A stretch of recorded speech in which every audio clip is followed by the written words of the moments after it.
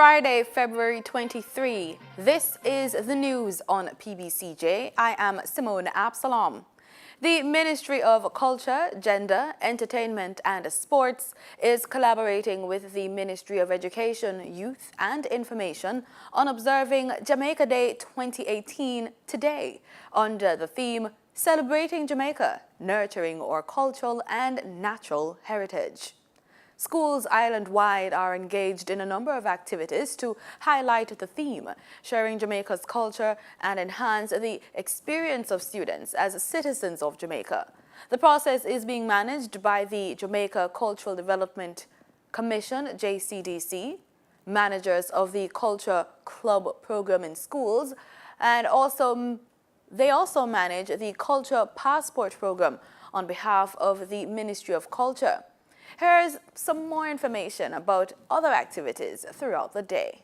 Jamaica Day has been very effective, and we have seen it over the years. It's not just the fact that, our students dress in their Jamaican colors and they are wearing the bandana and all that. But when you visit the schools and you hear the kinds of conversations that the students are having about the things that they would have experienced, their experiences, when they celebrate Jamaica Day, you realize that they're really learning from that experience.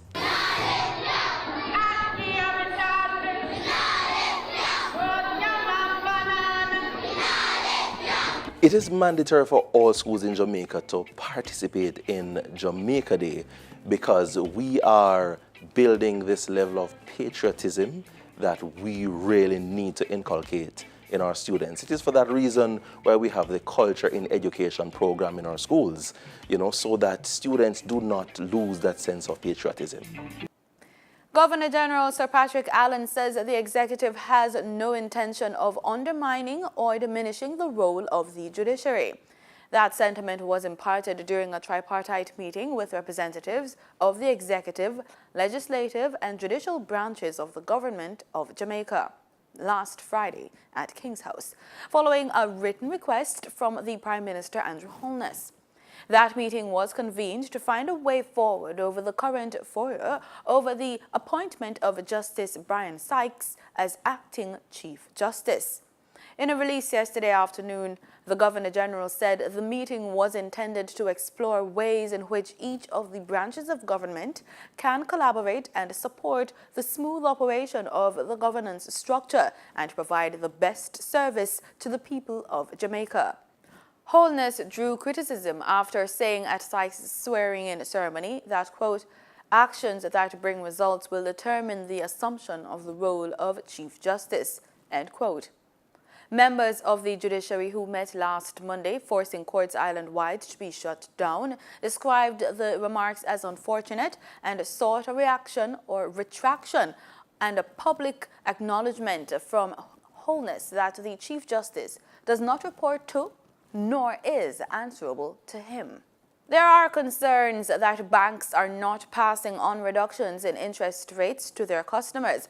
The Bank of Jamaica BOJ announced this week that it's lowering its policy rates again, the fifth time in the past year. It's expected that the banks should follow suit and lower their lending rates as well. But according to nationwide news reports, they haven't been doing this in keeping with the BOJ's reduction rate. There are fresh concerns that banks are not passing on reductions in interest rates to their customers. The Bank of Jamaica, BOJ, announced this week that it's lowering its policy rates again, the fifth time in the past year. It's expected that the banks should follow suit and lower their lending rates as well. But according to nationwide news reports, they haven't been doing this in keeping with the BOJ's rate reductions. This time last year, the BOJ's overnight policy rate was 5%. Today, it's only 2.75% after the latest reduction on Tuesday. But the bank's lending rates haven't moved accordingly. A representative of the Guardian Group who attended the BOJ's quarterly media briefing yesterday put the issue to the Central Bank Governor Brian Winter. According to BOJ Deputy Governor Dr.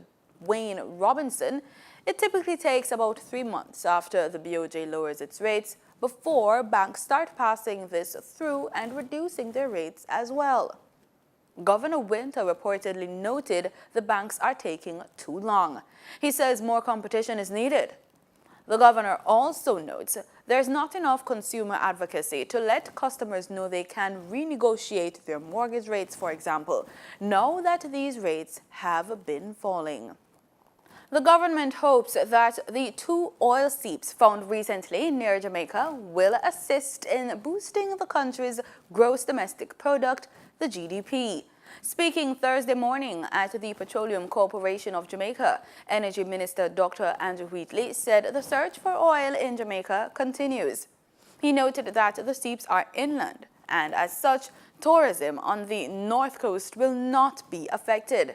Earlier this week, the Petroleum Corporation reported more promising evidence in the search for oil in Jamaica's waters.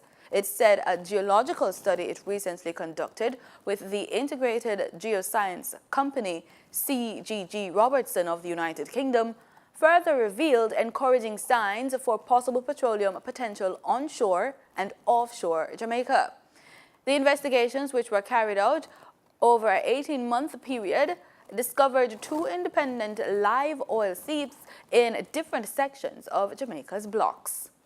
Prime Minister Andrew Holness has signaled that the country will bestow a significant honor on his predecessor and mentor, Edward Seaga, for his sterling contribution to the development and modification of a range of national institutions.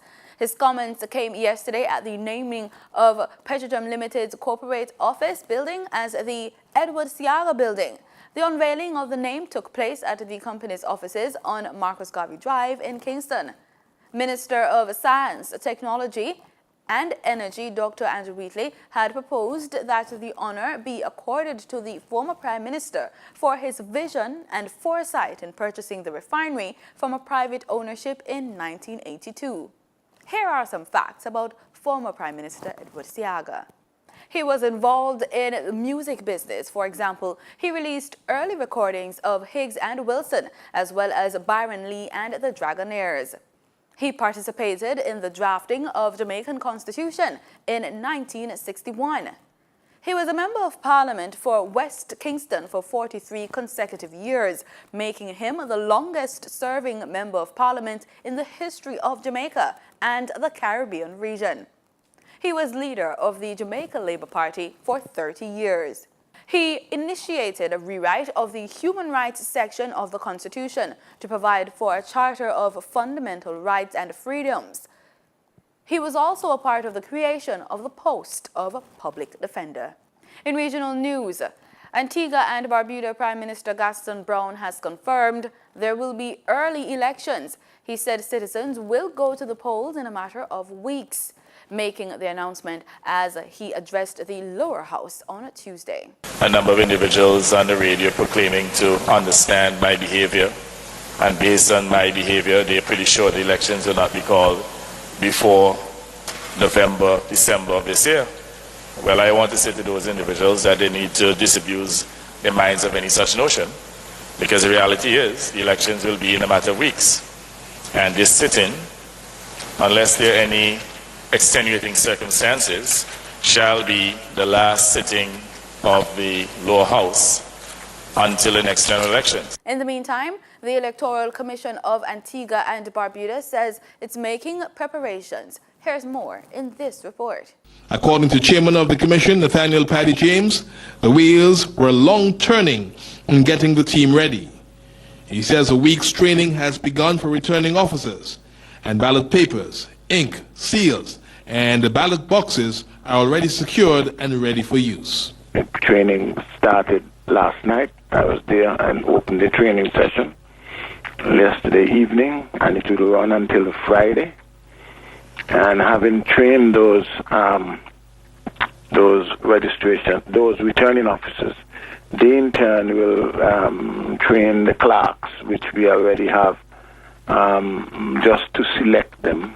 But we have already secured a number of persons who, from whom we will, have a complement of registration clerk and other workers. So I would say we are pretty much on our way to any eventuality in respect of this matter at this juncture. Registration is ongoing, and newly qualified voters may have a small window to get on the voters list, depending on when the Prime Minister decides to call the general election. Law enforcement officials in Trinidad and Tobago say they are investigating several cases of terrorism financing. This announcement was made on Wednesday at the weekly press briefing. Now, arguments are to and fro as to whether or not there is a terror cell or radical terrorists in TNT.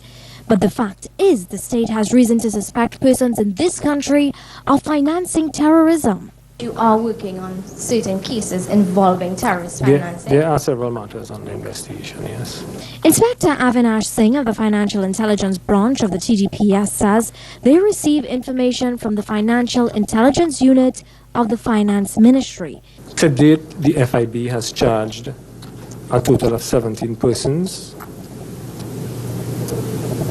for money laundering offenses, a total of 90 charges. In short, the FIU collects and analyzes financial intelligence and information. They pass on any suspected money laundering or terrorist financing activities to the FIB, which does the investigations and lays charges. Inspector Singh says there's always room for improvement. We need to ensure that a thorough investigation is done because we have to seek information from third parties, namely banks, financial institutions, and other places. It takes a while to get that information. But his statement comes hours after the Attorney General piloted several amendments to existing legislation. In Trinidad and Tobago, we are not immune from the scourge of terrorism, from its associated linkage to the financing of terrorism. The police service deems this a mere coincidence. According to the Financial Intelligence Unit, from October 2016 to September 2017, 46 suspected cases of terrorism finances were detected. They were either attempted or completed.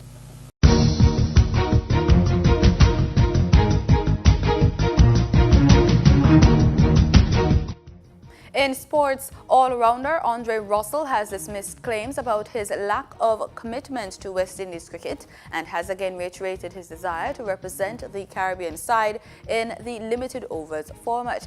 The 29-year-old was one of 4 Windies players, along with Darren Bravo, Kieran Pollard and Sunil Narayan, who was criticized after opting out of selection for the ICC World Cup qualifiers in Zimbabwe starting next month. However, Russell said he had explained to Cricket West Indies officials that having just spent a year away from the game serving an anti-doping whereabouts ban, it was important he first worked his way into match readiness. In announcing the squad for the March 4 to 25 qualifiers, Chief Selector Courtney Brown seemed to take umbrage with the quartet's decision not to stand for selection, stating, quote, "They indicated that they were unavailable to help us qualify as their priority was playing in the Pakistan Super League," end quote.